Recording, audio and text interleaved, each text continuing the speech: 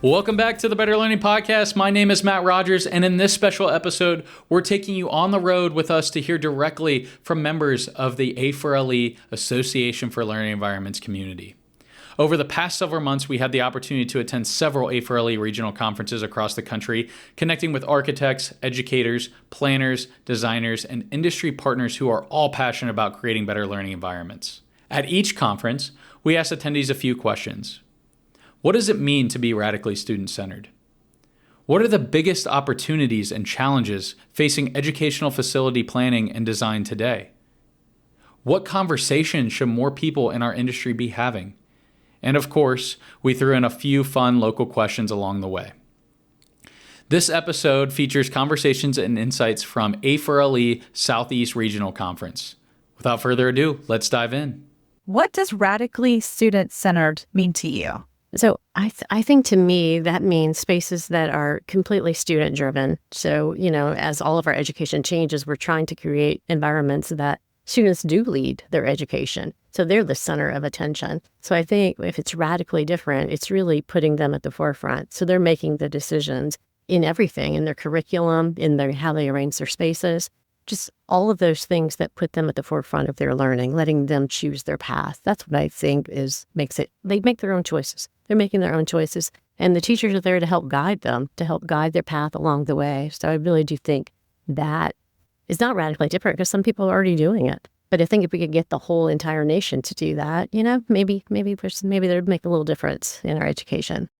It's a really interesting concept. I think at its core, radically student-centered to me means that we need to be putting the students, at the center of all of our decision-making. And, personally, I kind of tie it back to two main things. The idea of advocacy for one, and then the second one is really just a more in-depth understanding of the amount of time that these kids are spending in the school and why the, physical environment that we're building for them is so important. And so first with the advocacy standpoint, I would bet if you were to go and poll all the architects and the educators and the facility staff that are at this conference today, about which group tends to be the most excluded from the design and planning process, I would bet that most would say probably the students.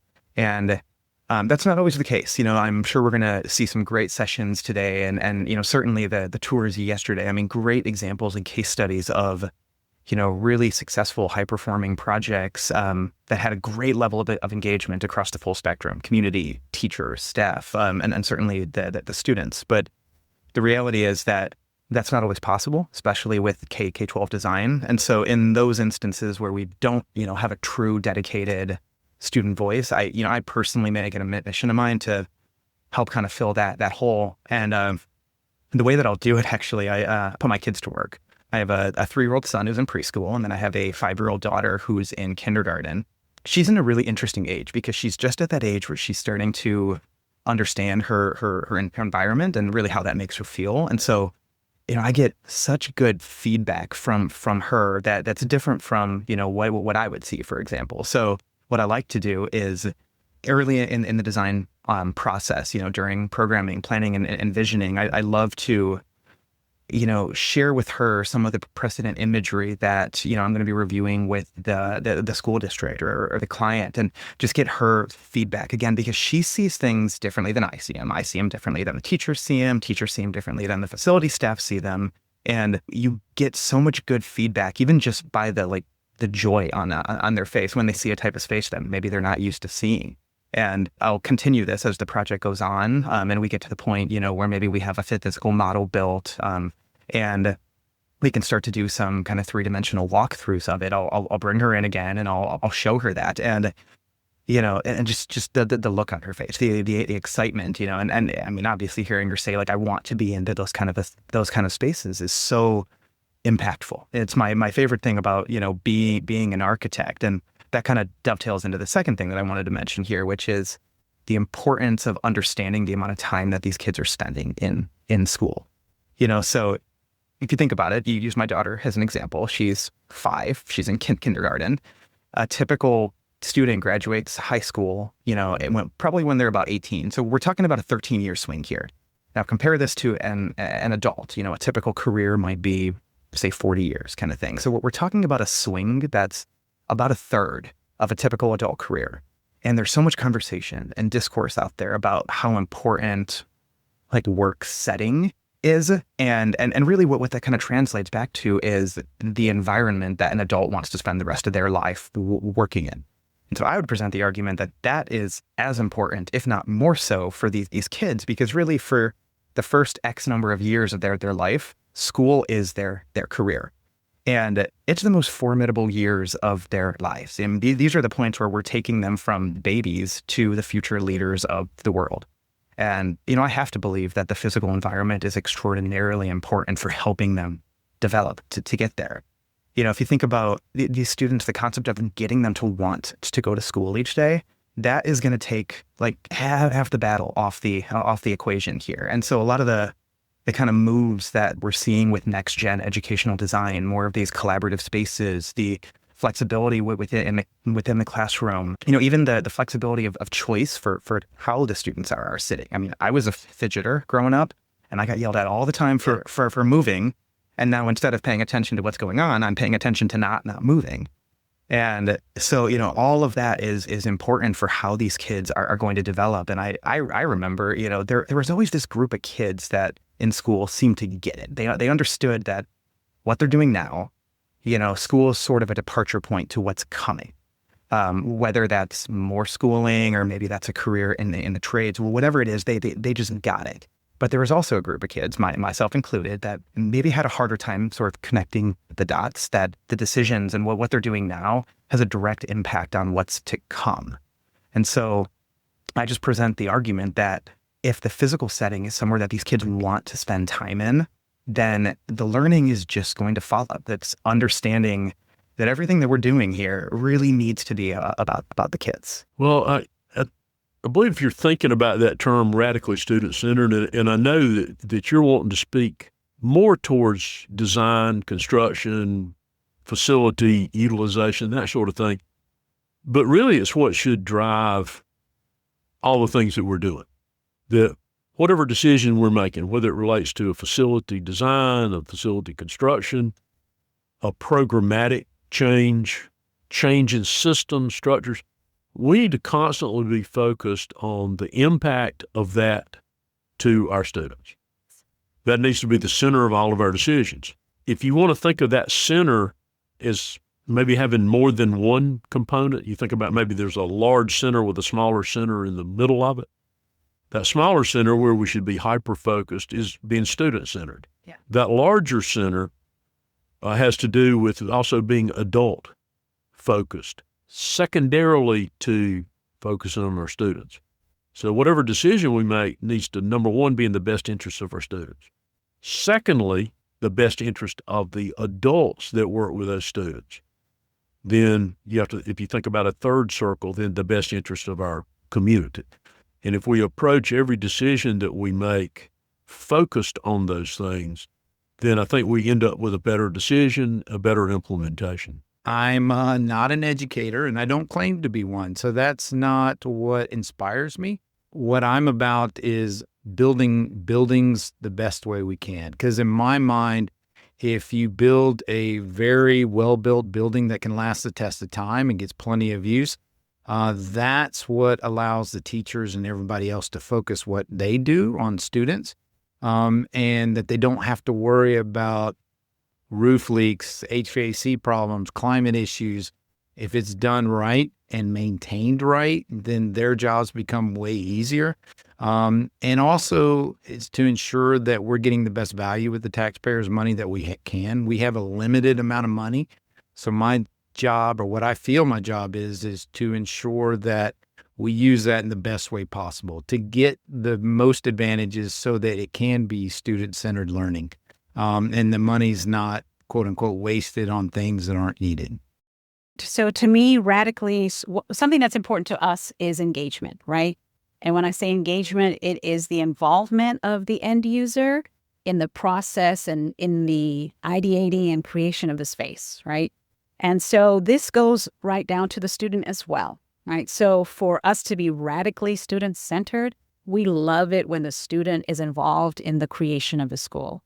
We actually had this happen at W.A. Fountain, and it's an elementary school, right? So we were able to talk to students all the way from pre-K to 5th grade and talk to them about the spaces, right? So we did do a little bit of exchange where we taught them a little bit about emotions, right? Made sure that we had understanding there with emotions, and then asked them a series of questions in a very engaging way. We had a bucket where they could drop balls in. We had paint colors where they could stand and then share with us how those colors made them feel, right? And it was very, I would say surprising, because I think, might be getting to the end, but I think that most of us think that students love these bright colors, right? And those are the ones that but they're seeking peace just like we are. And so they actually like the calmer colors, the more neutral colors, right? And they actually could tell you that there are moments where they're interested in the brighter colors, but it's not the constant environment that they want to be around. So I think it's very important that they are involved in the process as much as is reasonably possible. And so then that helps drive the design. And yeah, and and in the end, it's a place that they will enjoy being. And if sometimes, schools take a couple of years, right? So if they don't necessarily get to be in it, then they're leaving a gift for the students that come after that, right? A very thoughtful gift. I think one of the most fun things about that student engagement process is just the level of honesty that you get, which I cannot tell you what it means to us to actually hear just their no sugarcoating answers. A lot of times we will be dealing with, principals and staff, but, also folks from the district. And, we will be told certain things that, like, this is what we want, but you never know, if they were involved in that decision or not. And we hear it straight out of the mouths of a 4th grader who has no filter whatsoever. You're getting the truth, and it feels really nice to be able to connect with them on that level. I have to tell you, the joy that I see on my colleagues' faces while they're doing this engagement is just magical. Yeah. Especially some of our younger staff members who this is kind of their first job out of college, and to be able to have that deep connection to what they're building. I think it's what brought us all into K through 12 in the first place. It's definitely what keeps us here. I think it's a combination of knowing what to expect from these students when they are in the classrooms and in the schools, and what are we doing to focus on, right? And I never thought about, for me, as furniture would be a part of that, and it's an absolute part of that. And so it's how well we're paying attention to these students and giving them what they need. And for me, it starts with that furniture and being able to provide something to them, so they are able to learn at their best abilities. Student-centered is what all our work should be, right? Because that's who we're doing it for. They're the ones who have to learn in the building, right? And obviously, educators are a very close second because they're in the building. One of our researchers in our firm, Dr. Erica Lynn, did some research on how many hours students spend in school from K through 12, and it's over 15,000 hours, just the student. Now, teachers multiply that times how many years you're serving a school district. It's a massive amount of time you spend. So the environment should be based around shaping that student-centric environment. It should be for kids. They should be part of the processes that we have, because they have very different viewpoints than adults do about the spaces that could support their learning. So I think student-centered is listening to students and designing for students and keeping them number one in the process. What messages does a building send to students? We're going to look at that, the message to students as well as teachers, and then to the community.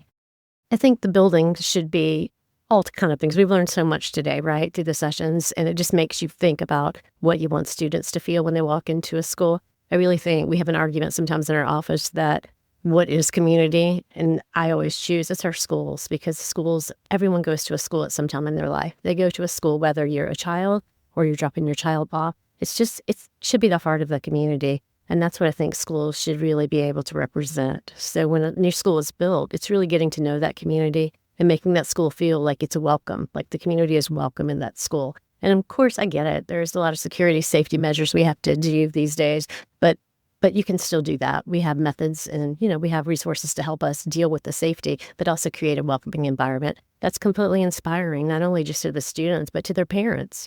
Sometimes we're building in districts that students don't have the same opportunities and they don't know what other opportunities are out there. And I think that school is that one place where they can learn and find those opportunities. So welcoming, inspiring, and comfortable. I mean, you want them to feel comfortable by their school. Growing up, one of the schools that I went to, my middle school, was one of the schools that was developed that had no windows.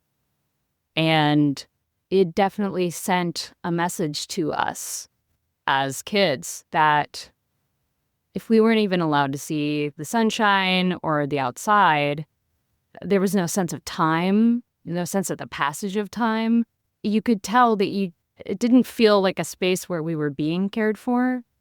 And I'm very glad that they did go back later on and add windows to that building, thank heavens. That was a weird, brief period of architecture, but that really shaped my understanding of how the students experience a space. And if you make sure that it looks intentional and welcoming rather than something that they don't want to walk into every morning, it changes everything.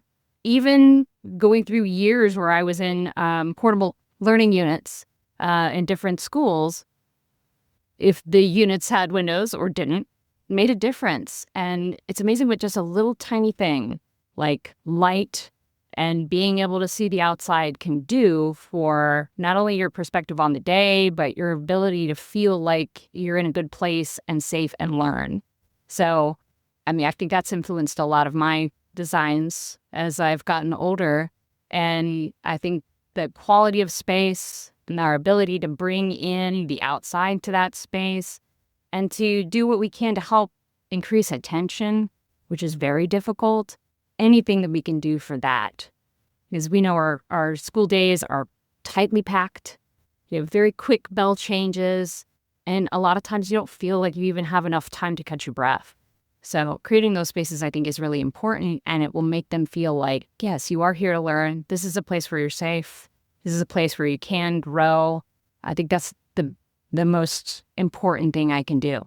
I think a lot of the teachers that I've engaged with really love it when the spaces have been thoughtfully created, but also when they have the ability to customize their teaching space if they stay in one room, because I know that it makes them feel more comfortable. I've also seen some of the districts that we work with inviting these wellness spaces in to their buildings as they're making new ones, just so that teachers have a place to go, to have a few minutes to decompress, to make a phone call in a private room.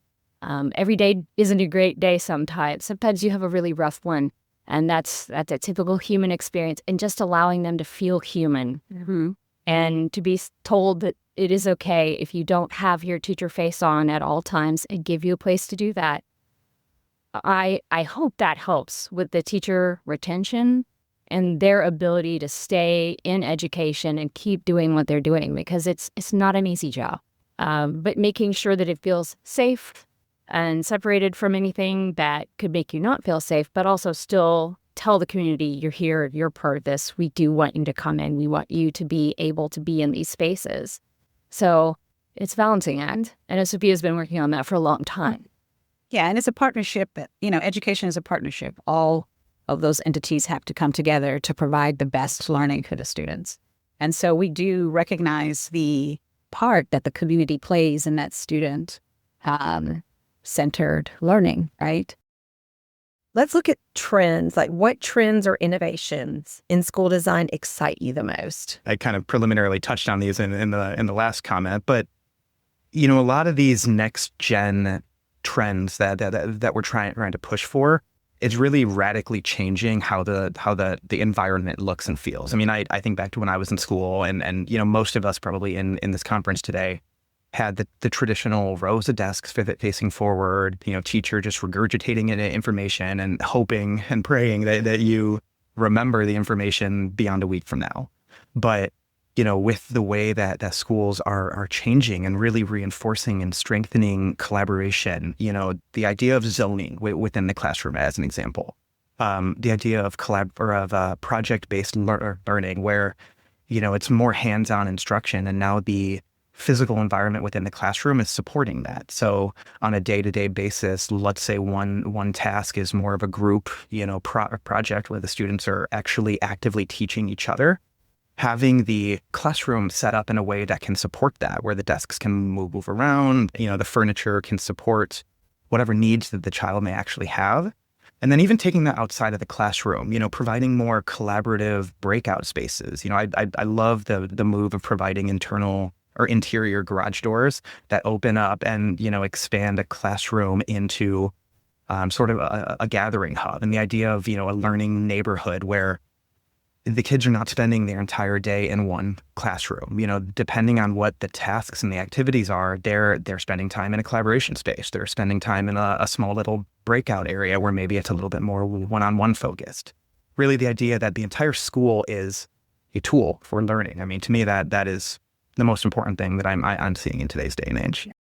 What advice would you give other leaders who are changing learning environments from small furniture projects to full school modernization? Well, I think one thing you go back to being radically student-centered. And then those same concentric circles that I was talking about before, you want to consider the impact of the people, the adults working in the building, serving those students.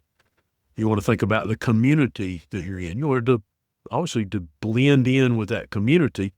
And I mentioned earlier, we serve very different communities. Right.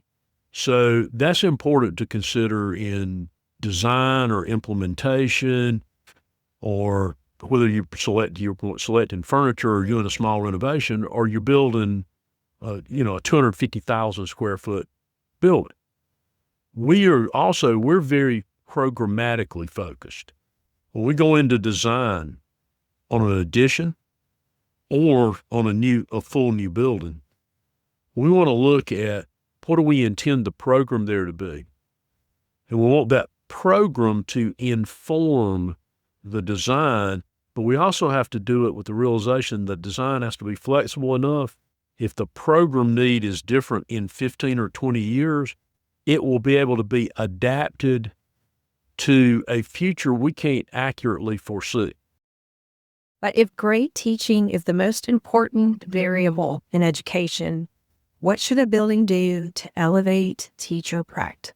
It's important that the teachers feel valued as well, right? There is a lot in providing a safe environment for the students, and the teachers are prime in that, right? Making the building can make you feel welcome. The teacher can add to that, right? The teacher can make sure that not only do you feel welcome, but you are motivated to learn, right? And so we want to keep that teacher inspired throughout the day. And in different environments, it is a struggle. And so some of the things she said, wellness. It's very important that wellness is considered for teachers. And I hope that more wellness is considered, right? They're there pretty much on the entire time. I know some educators that say they can barely get to the restroom, right? During the day. And so one is to provide more restrooms, easier access, situate the classrooms where one teacher can watch a classroom for another teacher. The other is to provide wellness spaces where teachers don't have to have meltdown in front of their students, right? Like they might just be having a stressful day and they can step away, recharge, maybe get some, support from another teacher and then come back in the environment. And so we made a couple of steps in the same school that we're talking about, but in general, just an area for the teachers to step outside, right? But when they step outside, kind of like a small little garden, but they're still secluded from the other students. So it's not like they step outside and they still have to watch the students, right? So their wellness is very important, and it permeates to the students and the way that the students feel. And so I think that's one way just to be more intentional in the creation of spaces that focus on the wellness of the teacher. When you walk into a school building, new or old, how can you tell whether it is thriving? And what are your indicators that you look for? So I like to look at the students, like the body language. and you can tell whether they're interested or not interested, the way that they sit in a desk, the slouched, and the state of that desk, So if it's not a new desk or, a new chair or something, I think the kids, they'll tell you whether they're enjoying this or not, or they just can't pay attention, or this is not comfortable, and this is, I go every day to this is not lit, nothing great to see. And so that's when I know I could tell that school is thriving, and the teachers too as well, so they want to be able to walk into something that they own, and it's beautiful, and you walk into that. And I've seen, as an existing school where I did a remodel and just to freshen up, and to watch those kids' faces light up, that is when I know, okay, yeah, we're good, we're tracking, we're doing the right thing here. If students were actually in charge of designing schools, what would be the very first thing that would appear in every building? So sometimes when our clients want us to, we engage students and we ask them, what would you do? How would you design it? Or what are your favorite elements? And oftentimes with the younger students, when we have them do like a drawing exercise, like draw what your ideal new school building would be like. And we get a lot of slides, a lot of inside slides and roller coasters on top of buildings, things like that, but it's all fun. Like it's fun stuff, so that the punchline is that kids want their school to be fun and joyful, and we should give that to them. So that's a shorter answer, but and there are probably some schools with slides. And I've seen schools with slides, and perhaps the children have seen them as well, and that's why they want them. But I think they don't really have a limit, right? Yeah. Like we all have come with our pragmatic, like we know there's a budget, we know, and if you say draw your ideal building, they don't have a limit on what they're going to draw. And I think having massive amount of like roller coasters and slides are perfectly allowable in a child's mind to put in a school. And so do it if you can. So how do you approach a school design process with maximum impact in mind, not just replacement? For me, as working for Perkins & Will for a long time, design is a huge part of what we do. We feel like, I feel like we wouldn't be serving our clients well if we weren't giving them the very best things that we could give them. I always say good design doesn't have to cost more, and there's always a budget. There's always a budget, and it's oftentimes a middle or lower budget. So I think putting some thought into where the biggest bang for the buck needs to be from a design standpoint, and restraining areas from a design standpoint where it doesn't need to be high impact. I mean, every space will be high impact, but really understanding how to use that budget in a way that can make a beautiful building, but do it on the same budget as, somebody who might not do it the same way, design it the same way. Thanks for joining us as we took the Better Learning Podcast on the road. We hope these conversations gave you new ideas, fresh perspectives, and a glimpse into the incredible work happening in learning environments across the country. If you enjoyed this episode, be sure to like, subscribe, and leave us a comment sharing your favorite insight or where you'd like to see us record next time. You can find more episodes, additional resources, and learn more about the show at betterlearningpodcast.com. Thanks for being a part of the Better Learning community, and we'll see you next time.